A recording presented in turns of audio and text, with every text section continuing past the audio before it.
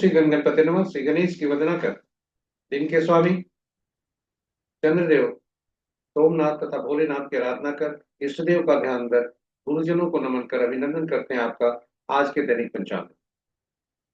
यह दैनिक पंचांग नीति प्रस्तुत हुआ करता है। इसमें डेटा जो भी प्रयुक्त होते हैं दैनिक पंचांग से लिए जाते हैं। छवि तथा ध्वनि गूगल से ली जाती है और एक जन्मतिथि उदाहरण के स्वरूप अंक अंक शास्त्र में व्याख्या करने के लिए उद्देश्य से और उस पर सीखने के उद्देश्य से बिना लाभ अर्जित किए उस पर और बिना कंसल्टेंसी दिए हुए हम गूगल से वो डेटा दें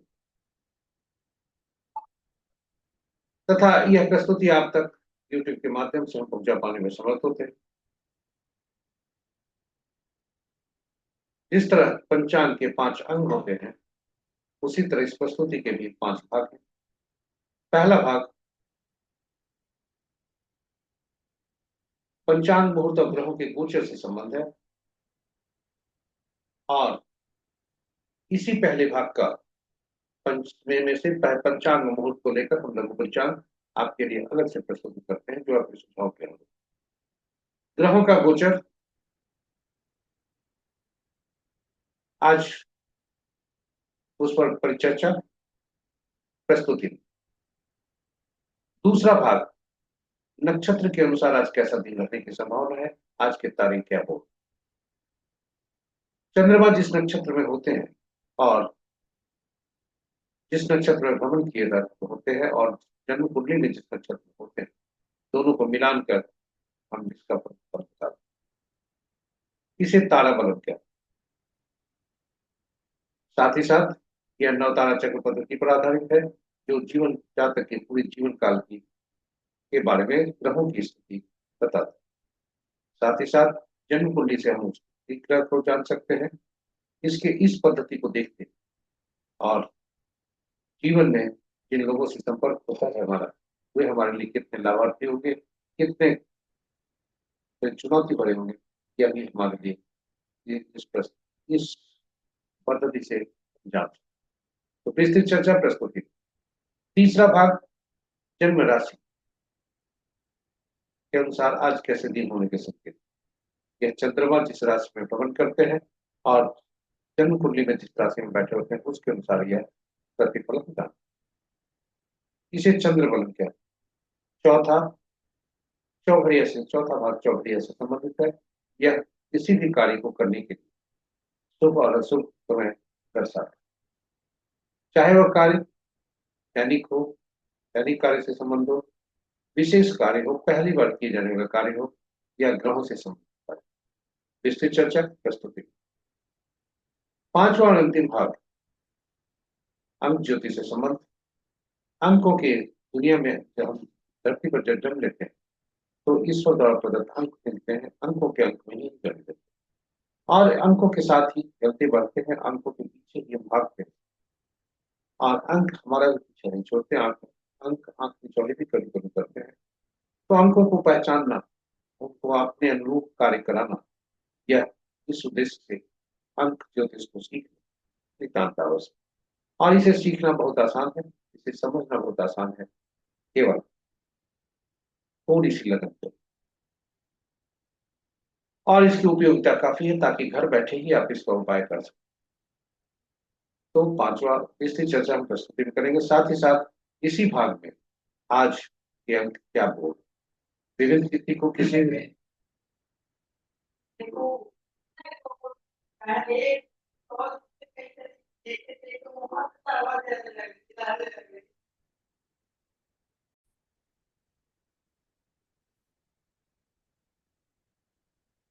5 भागों के बाद प्रस्तुति के बाद हम अंक ज्योतिष पर के पंचांग के महत्ता पर थोड़ा विचार करते हैं। पंचांग केवल शुभ मुहूर्त जानने का माध्यम नहीं है, यह व्यक्ति की निर्णय क्षमता को सुदृढ़ करता है, आत्मबल बढ़ाता है। पंचांग प्रकृति और ब्रह्मांड की ऊर्जा के साथ संतुलन स्थापित करने में सहायक होता है, जिससे जीवन में शांति, समृद्धि और सकारात्मकता का संचार होता है। अतः पंचांग का अनुसरण करके हम अपने जीवन को अधिक सफल और समृद्ध बना सकते। तो ये रहे हमारे पंचांग के तो पंचांग की महत्ता को देखते हुए चलिए आइए हम सब पंचांग का अनुसरण करके अपने जीवन को में शांति, समृद्धि और सकारात्मकता का संचार सुनिश्चित करते हुए जीवन को अधिक सफल और समृद्ध बनाए। साथ ही साथ प्रस्तुति को साझा करें अपने मित्रों, परिजनों और शुभेच्छुओं के संग, ताकि वे भी अपने अपने जीवन में पंचांग का अनुसरण करके अपने जीवन में शांति, समृद्धि और सकारात्मकता का संचार सुनिश्चित करते हुए जीवन को अधिक सफल और समृद्ध बना सकें। और उनके इस प्रयास में हम सब एक माध्यम बनकर पुण्य की भागी बने। तो चलिए चलते हैं प्रस्तुति के भाग। दैनिक पंचांग मेरा हमारा जो प्रस्तुति है वो 5 भागों में है। हर भाग महत्वपूर्ण है, रोचक है और आपके लिए ज्ञानवर्धक, उपयोग तथा उपयोगी। इसलिए आपसे आग्रह है कि हम अंत तक जरूर देखेंगे, अंत तक बने रहिए हमारे साथ और प्रस्तुति के हर भाग का लाभ उठाइए। और हर भाग में आपके लिए कुछ न कुछ ज्ञान की बातें हैं और उपयोगिता भी। तो इन्हीं शब्दों के साथ हम आपको पहले भाग में लिखेंगे। जय श्री राम। जय श्री राम। स्वागत है आपका पहले भाग पंचांग।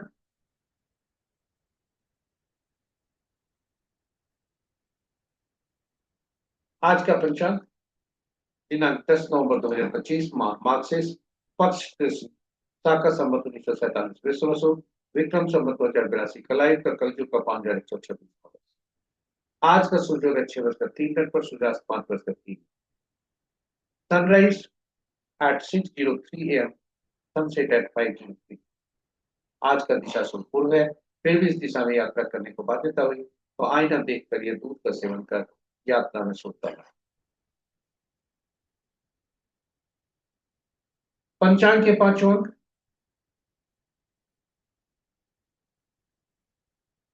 वार सोमवार, तिथि मध्य रात्रि सूर्य बजकर 7 मिनट तक षष्ठी जो नंदा तिथि के अंतर्गत आता है, उसके बाद सप्तमी जो भद्रा तिथि के अंतर्गत आता है।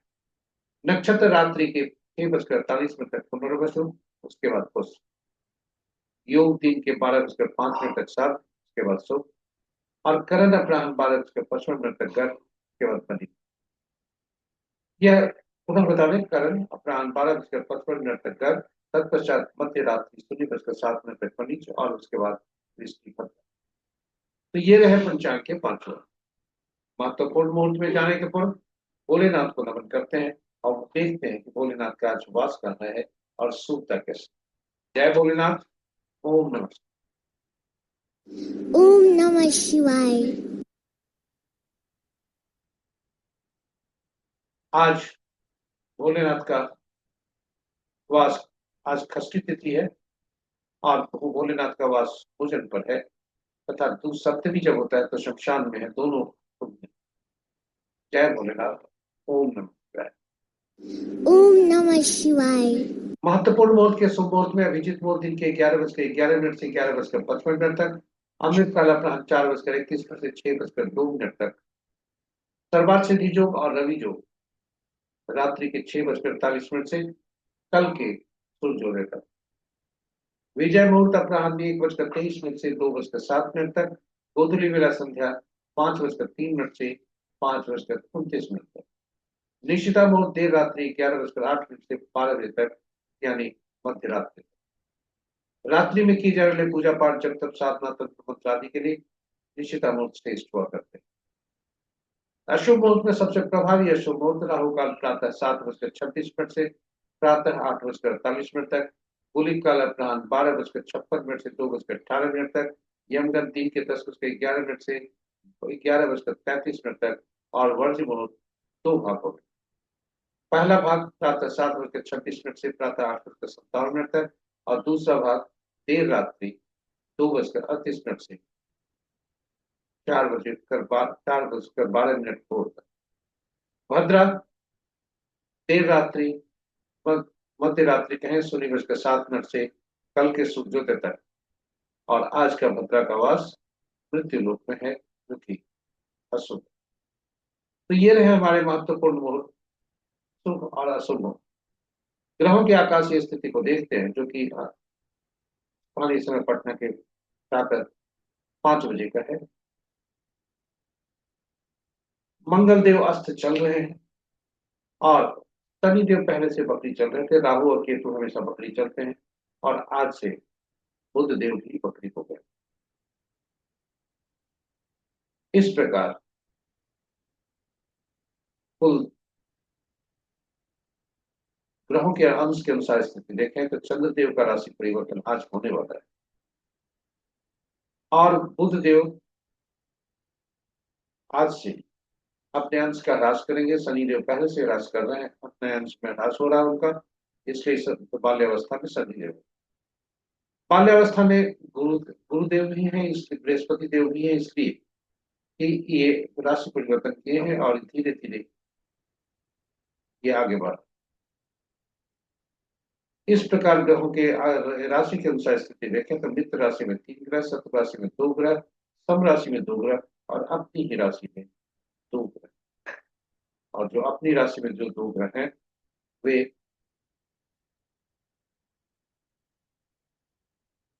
वृश्चिक राशि में मंगल और शुक्र तुला राशि। नक्षत्र बृहस्पति यदि राशि के अनुसार देखें तो शुक्र देव और मंगल देव की राशियों में 2 2 ग्रह और शेष सभी ग्रहों की राशियों में 1 1 ग्रह। नक्षत्र के अनुसार मित्र नक्षत्र में 1 ग्रह, शत्रु नक्षत्र में 1 ग्रह, सम नक्षत्र में 6 ग्रह और अपने नक्षत्र में बृहस्पति देव। बृहस्पति देव के नक्षत्र में सबसे ज्यादा ग्रह 5 ग्रह हैं, उसके बाद शनि देव के नक्षत्र में है और राहु और केतु के नक्षत्र में 1 1 राहु और शुक्र देव के नक्षत्र में 1 1 ग्रह है। केतु सूर्य चंद्र मंगल बुध ये इनके नक्षत्र में कोई ग्रह नहीं है और ये स्वतंत्र है। तो ये रहे हमारे आज के पहले भाग की प्रस्तुति। आज अपराह्न 1:02 पर चंद्रदेव का राशि परिवर्तन होने वाला है। ये रहे हमारे पहले भाग की प्रस्तुति। अब आपको ले चलते हैं दूसरे भाग। दूसरा भाग नक्षत्र से संबंध है, तारा से संबंध है, तारा बलम है। यह चंद्रमा जिस नक्षत्र में गोचर करते हैं और चंद्रमा जिस नक्षत्र में जन्म कुंडली में है, दोनों को मिलाकर निकाला है। तारा बलम चंद्रमा के साथ पर आधारित है। आपके समक्ष जो सूची है उसमें देखें तारा बलम के समक्ष जो नक्षत्रों के नाम है वे चंद्रमा की गोचर से संबंधित है। तारा बलम के नीचे जो नक्षत्रों के नाम है वह चंद्रमा कुंडली में है, उनके नक्षत्र के स्थिति बता।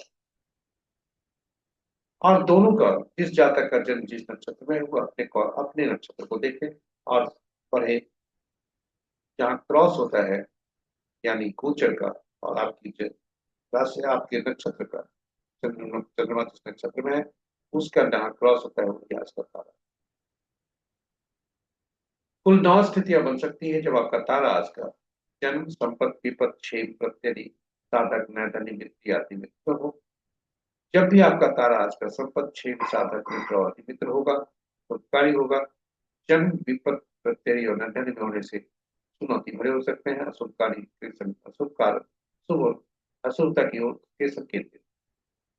जब भी आज का तारा अशुभता की स्थिति का संकेत देता हो तो वैसी स्थिति में दैनिक कार्य में सावधानी और कोई नया कार्य आरंभ न करने की सलाह दी जाती है। उपाय के तौर पर जोखिम न लेने के लिए सलाह दी जाती है। सीधा आज के उस नए काम को या जो आप शुभता चाहते हैं उसको शुभ फल के लिए शुभ जो हमारा तारा आएगा उसका इंतजार करना बेहतर है। तारा बलम मूलतः नवतारा चक्र पद्धति पर आधारित है। तारा बलम केवल चंद्र बलम चंद्र की चर्चा करता है, चंद्रमा से संबद्ध है और आज के बारे में बताता है। जबकि नवतारा चक्र पद्धति पूरे जीवन काल के बारे में बताता है। चंद्र बलम तारा बलम सभी नक्षत्रों के बारे में एक ही सार है, एक जगह है। किंतु नवतारा चक्र पद्धति सभी ग्रहों के वह सभी नक्षत्रों के सभी नक्षत्रों के लिए और सभी ग्रहों के लिए फल बताता है और वह जानने से दशा महादशा का फल, कुंडली का फल और हमसे मिलने वाले जातकों का से संबंध कैसे रहेंगे, उनसे फायदा कितने लाभ, कितने लाभ होंगे, कितने चुनौती भरे होंगे आदि यह जान सकते हैं। यह नवतारा चक्र पद्धति से सभी ग्रहों, और नवतारा चक्र पद्धति मूलतः इस सिद्धांत पर आधारित है कि ग्रहों के मन नक्षत्र हुआ करते हैं। ग्रह अपना फल नहीं देते, नक्षत्र ही अपना फल देते, जो कि ग्रहों के माध्यम से देते। तो कुल 27 नक्षत्र हैं, 9 ग्रह हैं। कौन से नक्षत्र किसके फल देंगे, यह जानने के लिए 27 नक्षत्रों को 3 श्रेणियों में रखा गया, 9 नक्षत्रों के समूह में। और यह सूची इस तरह से बनी।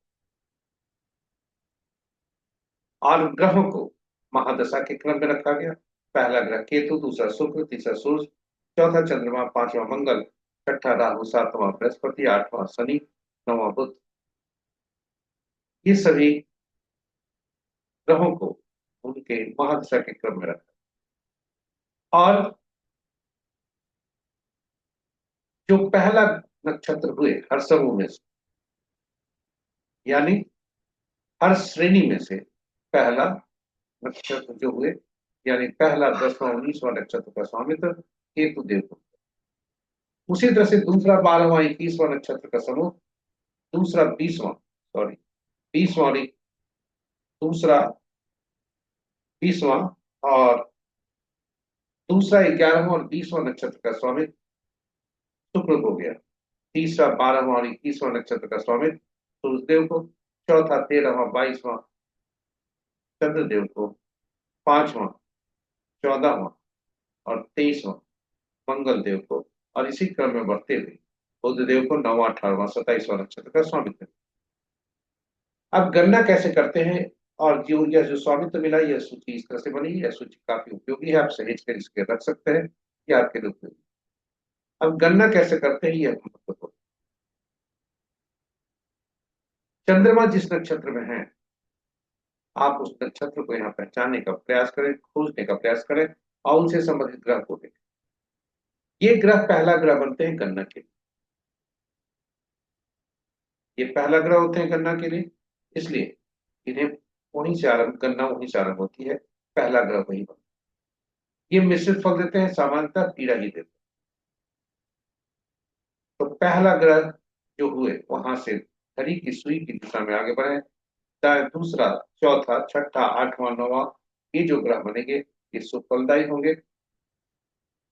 वही पहला, तीसरा, पांचवा, सातवां ग्रह जो होंगे तो चुनौती भरे। इसलिए इनके संबंध में सावधानी बरतनी अत्यावश्यक। और जब हम ग्रहों के बारे में जान गए कि कौन से ग्रह हमारे लिए शुभकारी होंगे, कौन से शुभकारी होंगे, तो शुभ के ग्रहों की महादशा में हम शुभ कार्यों का निष्पादन करना सुनिश्चित करते हैं योजनाबद्ध तरीके से। और अशुभ ग्रहों की स्थिति में हम चुनौती का सामना करने के लिए मानसिक रूप से तैयार हो, जिससे हमें पीड़ा कम। और ये अंततोगत्वा हमारे स्वास्थ्य के लिए लाभदायक। साथ ही हम जन्म कुंडली में बैठे ग्रह की स्थिति जान सकते हैं, कैसा फल देंगे।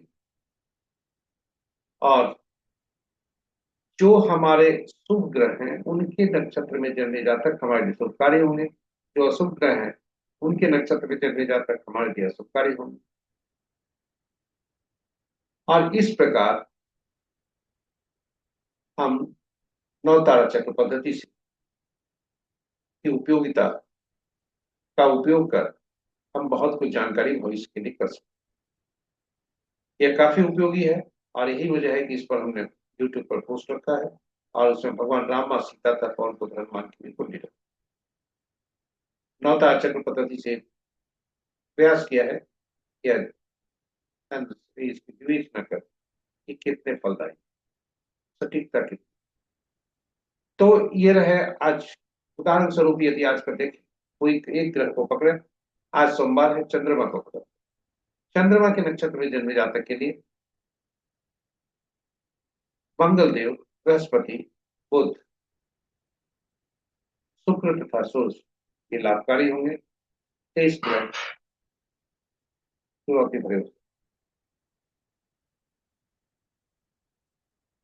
और इन जो लाभकारी ग्रह हैं उनके नक्षत्रों में जन्मे जातक, यानी चंद्रमा के नक्षत्र में जन्मे जातक के लिए राहु, शनि, राहु, सॉरी, चंद्रमा में जन्मे जातक के लिए मंगल, बृहस्पति, बुध, शुक्र और सूर्य के नक्षत्र में जन्मे जातक लाभकारी। और इस तरह से हम फलों को जानते हैं। तो चलिए 9 तारा चक्र पद्धति पर से अब आगे बढ़कर ताराबलम पर वापस चलते हैं। ताराबलम के अनुसार आज नक्षत्र हमारा, आज का नक्षत्र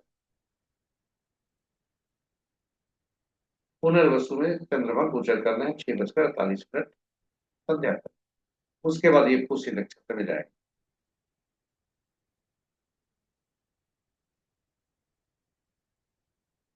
अग्नि, पूर्वा फाल्गुन या पूर्वाषाढ़ नक्षत्र के जन्मे जातक के लिए पहला भाग साधक का होगा, दूसरा भाग नैधन्य।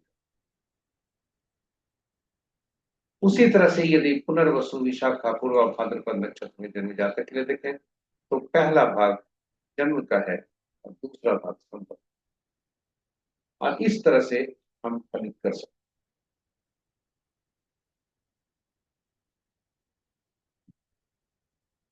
यानी हम किसी भी नक्षत्र का हम फलित कर सकते हैं। पहला भाग यदि आज के देखें तो अश्विनी, माघा, मूला नक्षत्र में जन्मे जातक के लिए आज सबसे परेशानी भरा दिन हो सकता है पहले भाग में।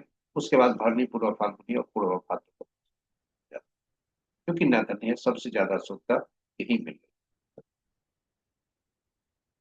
इस प्रकार हम नक्षत्रों के बारे में जान सकते। उपाय के तौर पर लोग पूछते हैं, इसलिए हम बताते जरूर हैं, लेकिन जोखिम लेने की ये सलाह नहीं देते। यदि आज का तारा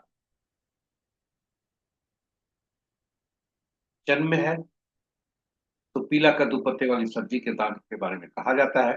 विपद में है तो गुड़ का दान, प्रत्यरी में है तो नमक का दान, और निर्धन्य है तो प्याज मुहूर्त है, मजबूरी हुई तो तिल सहित स्वर्ण का दान। फिर भी एक बार पुनः बता दें कि कोई, क्योंकि यह उपाय जो है परिहार अपुष्ट है, कंफर्म नहीं है, इसलिए जोखिम नहीं है।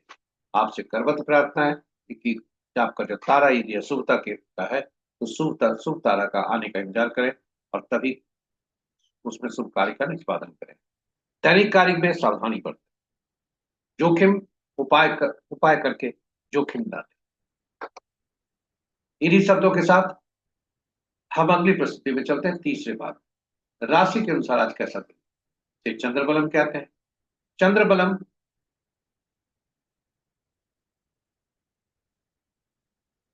चंद्रबलम के अनुसार चंद्रमा जिस राशि में रहते हैं, भ्रमण करते हैं, और जन्म कुंडली में जिस राशि में है उसके अनुसार देखा जाए, लगन से नहीं देखा जाए।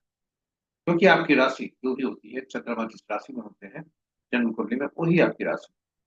बहुत से लोग लगन का देखकर अपने भूल करते हैं, राशि वो नहीं। तो आपकी राशि के अनुसार आज कैसा दिन। तो जब तक चंद्रमा राशि परिवर्तन अपराह्न 1:02 पर करने वाले हैं, जब वो मिथुन से अपने अपनी ही राशि में कर्क में जाएंगे। तो जब तक मिथुन राशि में है तब तक मेष, मिथुन, सिंह, कन्या, धनु और मकर राशि के जातक के लिए शुभता के संकेत हैं। शेष राशि वालों के लिए अशुभता के संकेत। वहीं जब कर्क में जाएंगे तो वृषभ, कर्क, कन्या, तुला, मकर और कुंभ राशि के जातक के लिए शुभता के, शेष राशि के जातक के लिए अशुभता के संकेत हैं।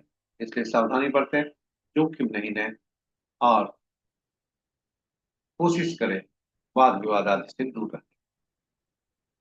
इन्हीं शब्दों के साथ हम आपको ले चलते हैं चौथे भाग, चौघड़िया ज्योतिष। चौघड़िया ज्योतिष एक प्रकार का भूत पदार्थ है जो कि शुभ और अशुभ समय दर्शाता है। यह किसी भी कार्य को करने के लिए किया जाता है। इसका उपयोग है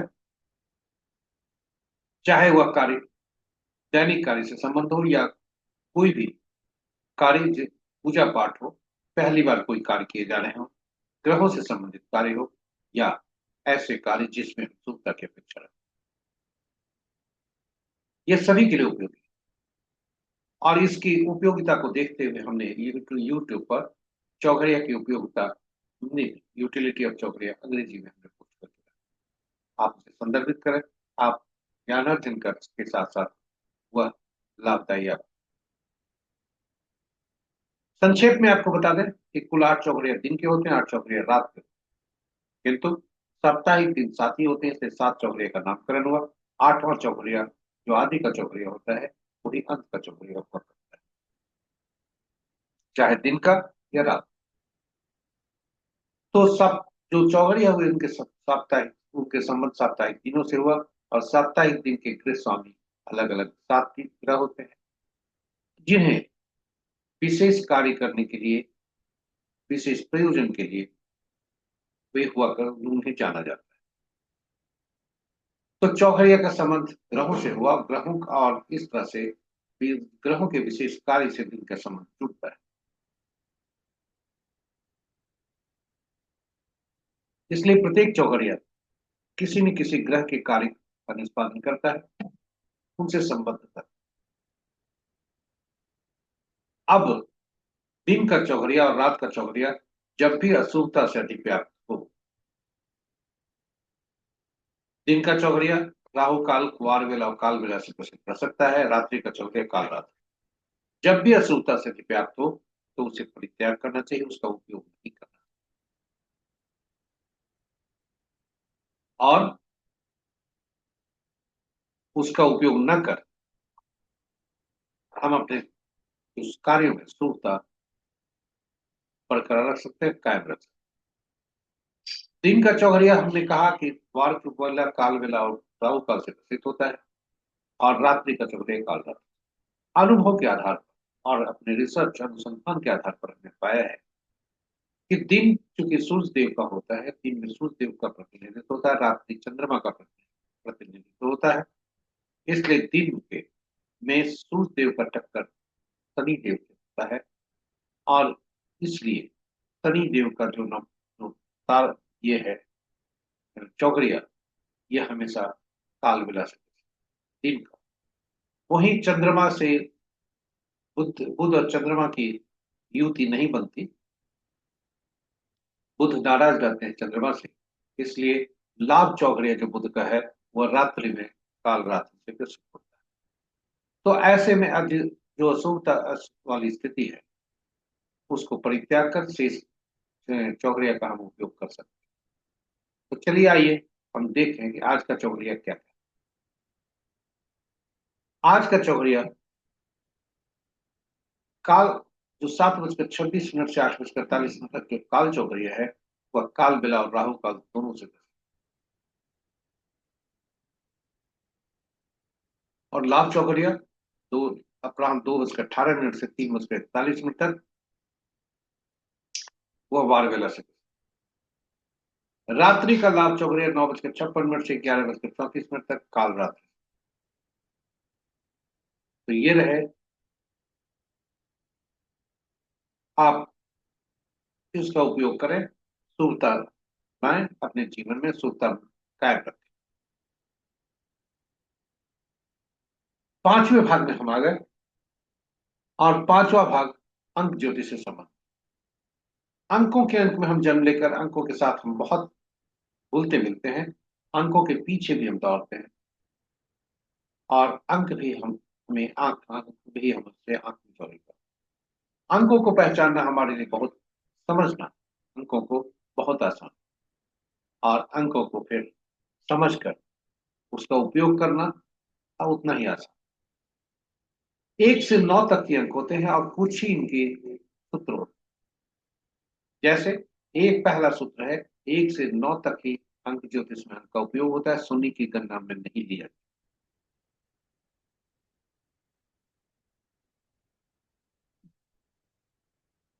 पहला सूत्र ये। अब आप देखें 1 से 9 तक के जो अंक हैं, तो 5वां अंक ऐसा होता है जो मध्यम का अंक होता है, बैलेंसिंग। ये बैलेंसिंग अंक होता है, इसलिए शक्तिशाली होता है 5। यह अपने से पूर्व और अपने से बाद वाले अंक को संतुलित करता है। अंक, जब भी एकल अंक में हम काम करते हैं, सूत्र नंबर 2, एकल अंक पर हम काम करते हैं ज्योतिष में, इसलिए जब भी एक अंक से ज्यादा का अंक समूह हमारे पास आ जाए तो उनमें प्रयुक्त हुए सभी अंकों को जोड़कर एकल अंक में परिवर्तित करें। ये सूत्र नंबर 2। अब अंक, ये अंक जो अंक होते हैं 9 तक, 1 से 9 तक, इनके शासक ग्रह ही अलग अलग, 1 के सूर्य, 2 के चंद्रमा, 3 के बृहस्पति, 4 के राहु, 5 के बुध, 6 के शुक्र, 7 का केतु, 8 का शनि, 9 का मंगल। अंकों की दुनिया में इसे विशेष नाम से पुकारा जाता है। एक को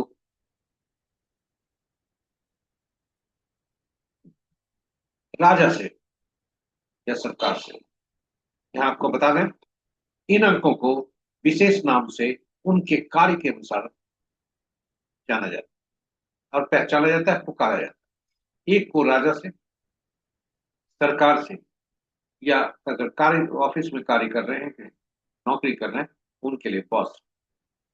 2 को रानी या डिप्लोमेट्स, पार्टनर्स। 3 को गुरु या सलाहकार से। 4 को शरारती तत्वों से, नियम तोड़ने वाले व्यक्तियों से। 5 को राजकुमार से। 6 को मंत्री या सुख सुविधा देने वाले व्यक्तियों से। 7 को धर्मगुरु या ऐसे व्यक्ति जिन्हें इंट्यूटिव पावर हो, जिन्हें भविष्य में घटने वाली घटनाओं का पूर्वाभास हो।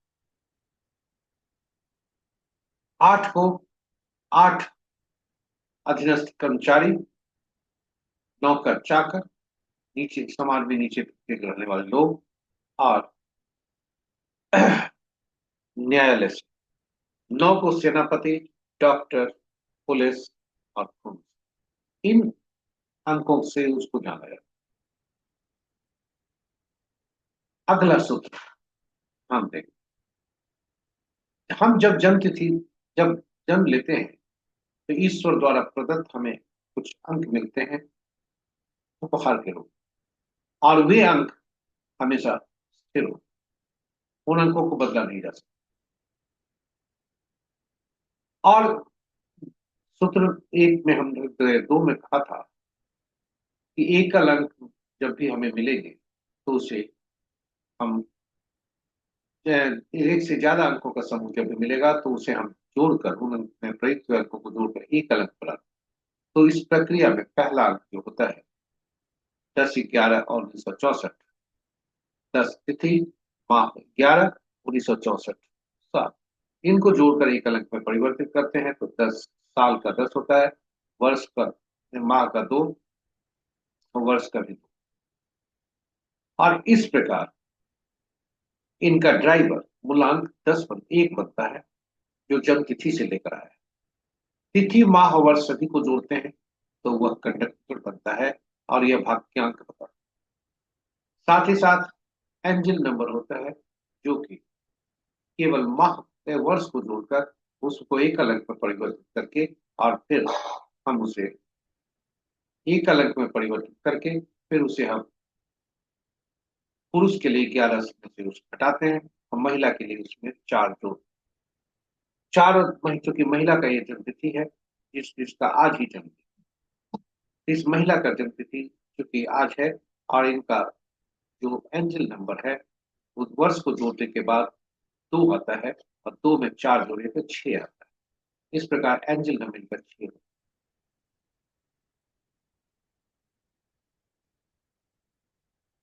अब हमारे पास साथ ही साथ अचीवमेंट नंबर, एटीट्यूड नंबर, ये हम निकालते हैं तिथि और माह को जोड़,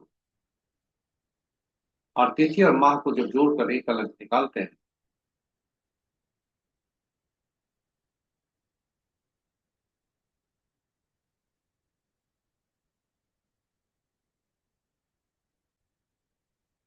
तिथि और माह को जब जोड़ते हैं तो वह अचीवमेंट नंबर बताता है। मूलांक हमारा व्यक्तित्व, आंतरिक व्यक्तित्व बताता है।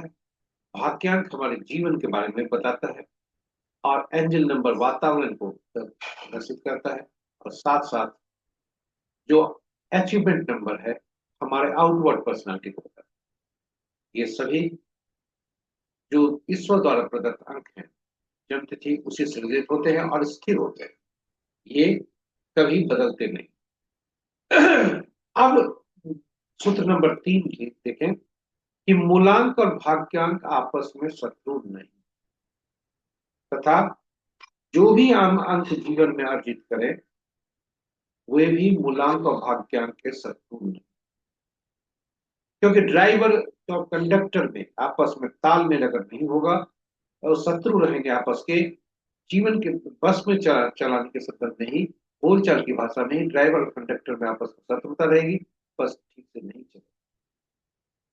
उसी तरह जीवन में अगर बस के चलने के क्रम क्रम में यदि पैसेंजर्स ऐसे चल जाए जो ड्राइवर और कंडक्टर के शत्रु हो, तो वैसी स्थिति में भी बाधाएं आती। तो जीवन के भी इसमें जो यदि ड्राइवर और कंडक्टर का अंक हमारा शत्रु बन निकल गया, तो वैसी स्थिति में हमारा जीवन का चलना मुश्किल होता है, परेशानियां काफी आती, बाधाएं काफी आती। वहीं यदि मूलांक भाग्यांक को ठीक करने के लिए यदि शत्रुता है, तो कोई अन्य अंक का सहारा लेते हैं जिसका उपयोग हम ज्यादा से ज्यादा करते हैं, और जो अंक मूलांक और भाग्यांक कम मिलते हैं दोनों मध्यस्थता तभी कर सकते हैं। और इस अंक के लिए सबसे उपयोगी अंक हुआ करता है 1 और 5। कुछ अंकों के लिए 1 नहीं भी करता, लेकिन 5 अंक यूनिवर्सल अंक है, इसके लिए सभी मध्यस्थता के लिए सही है। अब आप देखें इनमें कि यदि मूलांक और भाग्यांक में शत्रुता है तो कौन सा अंक लाएं, कहां से लाएं। साथ ही साथ हम सुनिश्चित करें पूरे जीवन काल में कि जो भी अंक अर्जित करें, उदाहरण के लिए मोबाइल का अंक हुआ, शहर का अंक हुआ, गाड़ी संख्या और मकान संख्या आदि सभी हमारा, या पासवर्ड जो हम बना है वह सभी मूलांक और भाग्यांक का शत्रु नहीं। तो मूलांक और भाग्यांक का जो आपका है वो इसी धुरी पर पूरा जो अंक शास्त्र है निर्भर करता है। तो मूलांक इस जातक का 1, भाग्यांक 5, एंजल नंबर 6, अचीवमेंट नंबर 3। आप इसे नोट कर रख सकते हैं, आपके लिए लाभकारी गणना में। अब आप देखें कि हम कौन सा अंक ऐसा व्यवस्था करें जो मूलांक और भाग्यांक का शत्रु नहीं हो, और दूसरा कि इस अंक को कहाँ लाए, कहाँ से लाए जो कि चिर हो, यानी लंबी उसकी आयु हो उस अंक। और अच्छा कौन सा अंक, तो आपके लिए बता दें, मोबाइल का अंक तभी हम ऊर्जा देता है जब हम मोबाइल को प्रयोग करते हैं। किसी के पास 3 मोबाइल होगा तो 3 प्रकार की ऊर्जा मिलेगी, तीनों को अलग अलग जब भी वह उपयोग में लाएगा या हम लाएंगे। उसी तरह से गाड़ी संख्या भी हो सकती है, बाइक भी किसी के पास हो सकता है, कार भी हो सकता है। तो बाइक पर जब सवार होगा तो बाइक की ऊर्जा देगी, कार पे होगा तो कार की ऊर्जा। इस तरह से वह ऊर्जा यह जो है चिर स्थायी नहीं होता है। लेकिन एक अंक ऐसा होता है जो हमारे लिए हम बनाते जरूर हैं, लेकिन वो स्थायी, और वो बनाता कौन है, धरती के, हम जब धरती पर आते हैं तो हमारे दूसरे ईश्वर, पहला ईश्वर जिन्होंने हमें जन्म दिया, दूसरा ईश्वर जो इस धरती पर हमें पहली बार मिले, और वे हैं माता पिता, दादा दादी आदि, grand parents and grand parents. और ये देते हैं उपहार के स्वरूप पर ही नाम। और ये नामांक जो होता है यह चिर होता है, यानी बदलता नहीं है। ये पूरे जीवन पर्यंत काम करता है, सबसे ज्यादा ऊर्जा देता है। और यहां तक कि नाम का जो पहला अक्षर होता है वह ज्यादा ऊर्जा देता है, क्योंकि जब हमारे कोई भी व्यक्ति किसी समूह में से नाम का पहला अक्षर जैसे ही पुकारा जाता है, चेतना जागती है, हम रिस्पॉन्स करते हैं। कई बार ऐसा होता है कि पूरे नाम को पुकारने के पूर्व भी हम रिस्पॉन्स कर पाए, यह नाम का उपयोग। अब आप कहेंगे कि नाम में तो अक्षर होते हैं, नामांक कहाँ से आया। जी हाँ, नामांक हर अक्षरों का अंकीय मूल्य होता है, इसलिए नाम में जो प्रयुक्त हुए अक्षर होते हैं वह उनके अंकीय मूल्य से उसे परिवर्तित कर देते हैं, फिर अंकों को जोड़कर उसका उपयोग करते हैं। अब आप देखें, यह जो जन्म तिथि है वह नीता अंबानी की, आज उनकी जन्म तिथि। उन्हें हार्दिक मुबारक उनके जन्म तिथि के शुभ अवसर पर। और ये आप देखें कि इनका ड्राइवर और कंडक्टर 5, एक और ड्राइवर 1, कंडक्टर 5, एंजिल नंबर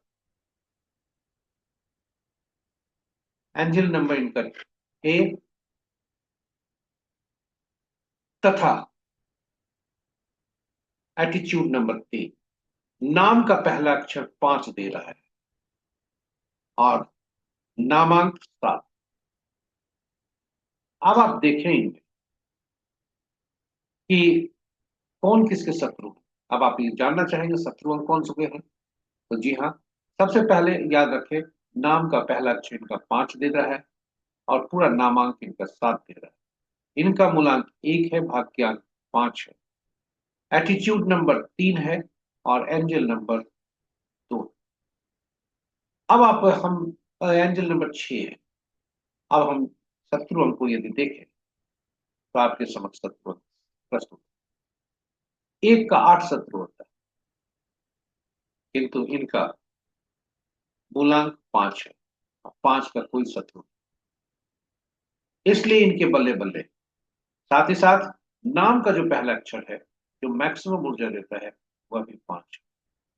नामांक 7 पर जाता है और आप ये देखें 7 इनका जो अंक है वह 1 और 5 से शत्रुता नहीं रखता। इनका जो एंजल नंबर है 6 है, वह भी 1 और 5 से शत्रुता नहीं रखता। और यदि कहें एटीट्यूड नंबर जो आउटवर्ड पर्सनैलिटी है वह 3 है, वह भी 1 और 6 से 5 से शत्रुता नहीं है। इस प्रकार सभी अंक इनके स्वतः बैलेंस्ड अंक। मोबाइल अंक हमें नहीं पता, इसलिए हम जानना भी नहीं चाहते। और इस तरह से हम देखें कि इनका सभी अंक कैसे संतुलित।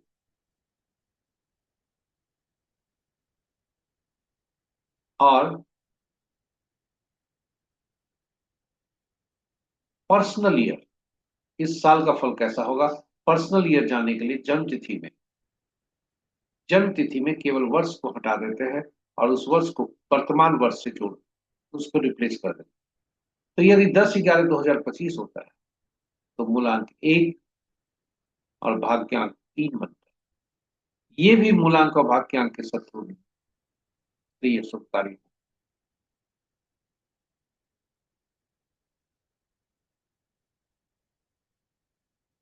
इनका रनिंग एज 8 है, समस्या नहीं। क्योंकि 1 और 8 का शत्रु 5 से मित्रता बन रही है, लेकिन जो अंक आ रहा है इसलिए थोड़ी सी परेशानी, स्वास्थ्य संबंधी परेशानी हो सकती, कुछ अड़चने आ सकती। इन शत्रु अंकों को यदि आप देखें तो कुछ अंक ऐसे भी हैं जो अपने ही शत्रु, उदाहरण स्वरूप 4, 7, 8 और 9। अब अपने शत्रु कैसे हो गए, तो जब भी ये 4 अंक जो होता है वो राहु का होता है। राहु यानी इल्यूजन का है, आपके जो नियम तोड़ने वाले व्यक्तियों से है, हाईली डिप्लोमेटिक है, यानी झूठ बोलने वाला रहस्यमय व्यक्ति। और कोई भी ऐसे इस तरह का व्यक्ति, रहस्यमय जो व्यक्ति होगा, उसको दूसरा रहस्यमय व्यक्ति पसंद नहीं। वो चाहेगा कि हमारे हमसे कोई छुपा उसका कोई बात नहीं करे, झूठ नहीं। झूठ बोलने वाले व्यक्ति भी चाहता है कि हमारे साथ सच्चाई से कोई पेश आए, इसलिए उसको खुद ही सबसे पहले अपने ही जो धर्म जाति है या अपने ही अंक से उस 7 अंक साधु सन्यासी या इंट्यूटिव पर्सन इनकी भी आपस में नहीं बनती। इसलिए यह भी अंक आप अपने अंक का ही शत्रु। 8 अंक 8 अंक प्रतिनिधित्व करता है नौकर चाकर। आपस में नौकर में यूनिटी नहीं है। एक नौकर दूसरे नौकर का नहीं सुन, एक न्यायाधीश दूसरे न्यायाधीश का जजमेंट बदलते हैं। इस तरह से 8 8 अंक से 8 अंक शनिदेव को ऑडिटर भी कहा जाता है, इम्पार्शियल बोला जाता है, इसलिए भी 8 8 अंक का शत्रु। 9 9 अंक का शत्रु, एक सेनापति दूसरे सेनापति को नहीं देगा। एक शरीर का ब्लड दूसरे शरीर के ब्लड में सूट करता है तुरंत, इसलिए जो 9 और 9 में आपस में शत्रुता रहे। तो ये रहे हमारे, आपके लिए उपयोगी होगा।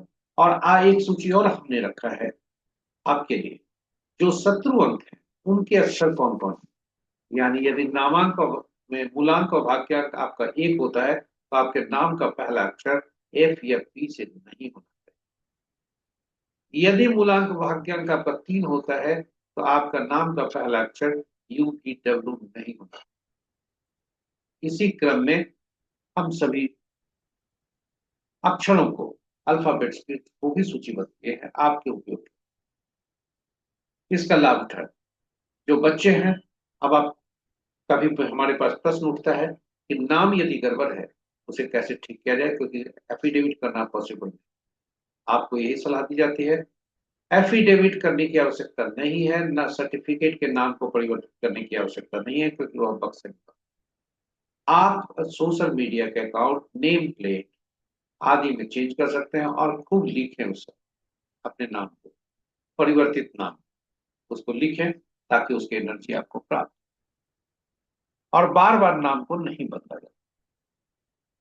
जो बच्चे हैं वो नवजात शिशु का नाम इस तरह से हो ताकि जीवन में उसको सफलता मिल सके। इन्हीं शब्दों के साथ हम आपको आज ले चलते हैं, आज के अंक क्या कह रहे हैं। विभिन्न तिथियों को जन्मे जातक के लिए आज के अंक क्या लेकर आए। आज के अंक, आज का मूलांक 1 बनता है, 10/11/2025। वाक्यांक 3, 3 अंक वाले का सभी अंकों के साथ मित्रता होती है। 1 के साथ अति मित्रता और अन्य के साथ मित्रता, 4 के साथ तटस्थ, लेकिन 6 के साथ शत्रु। क्योंकि एक ज्ञान के कारक है, शुक्रदेव भी ज्ञान के कारक और बृहस्पति देव, तो इसलिए दोनों में आपस में नहीं। 6 को 3 से, 3 को 6 से। और शेष जो ग्रह है, शेष जो अंक है उनसे मित्रता है। इसलिए 6 इसलिए 6 15 24 तारीख को जन्मे जातक के लिए आज सावधान रहने की आवश्यकता है।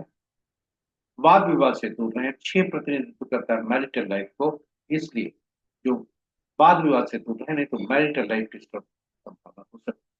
कार्यस्थल पर भी सावधान रहें, वाद विवाद से दूर। शेष अंक के लिए आज शुभता बनी हुई है, बृहस्पति देव का आशीष बना। इन्हीं शब्दों के साथ प्रस्तुति को के अंतिम पड़ाव पर हम पहुंच जाते हैं। और हमारे साथ बने रहने के लिए बहुत बहुत धन्यवाद आपको। नमन। चैनल यदि पहली बार देख रहे हैं तो आप इस प्रस्तुति को चैनल सब्सक्राइब जरूर करें, साथ ही साथ नोटिफिकेशन बटन को भी दबा दें ताकि हमारे हर प्रस्तुति की सूचना आप तक पहुंच सके और आप उससे लाभान्वित। साझा करें प्रस्तुति को अपने मित्रों, परिजनों तथा शुभेच्छुओं के संग, ताकि वे भी प्रस्तुति के हर भाग से ज्ञान अर्जन कर लाभान्वित हो सके, तो उसका लाभ उठा सके। और अंत में प्रस्तुति को बेहतर बनाने के लिए आपका सुझाव आमंत्रित है और आपका सुझाव सराहनीय हो। आपसे आग्रह है कि हमें तो यूट्यूब के कमेंट बॉक्स में जाकर जरूर सुझाव दें ताकि हम प्रस्तुति को और बेहतर। इन्हीं शब्दों के साथ, मेहनत हमारी सफलता, मेहनत हमारी और असुरता, उसका उपयोग करें सभी भागों का। इन्हीं शब्दों के साथ हम आज विराम लेते हैं। चंद्रदेव सोमनाथ तथा भोलेनाथ से कामना करते हैं कि आपका दिन शुभ। जय भोलेनाथ, जय सोमनाथ, जय।